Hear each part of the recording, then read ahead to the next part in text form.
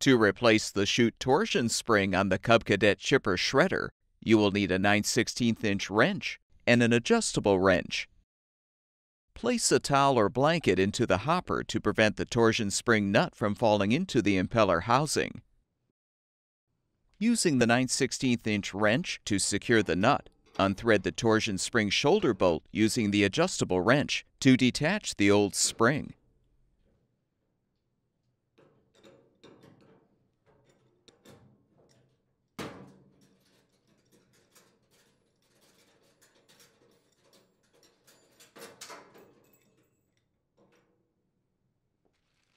Before you install the new Chute Torsion spring, confirm the flat washer is aligned on the shoulder bolt.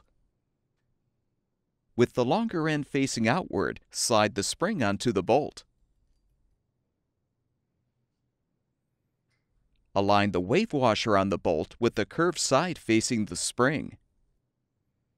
Now insert the short straight end of the spring through the hole in the hopper lip as you insert the bolt through the hole in the panel.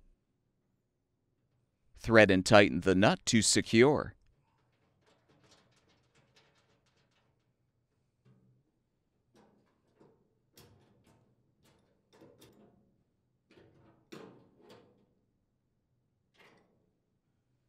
Remove the towel or blanket from the hopper.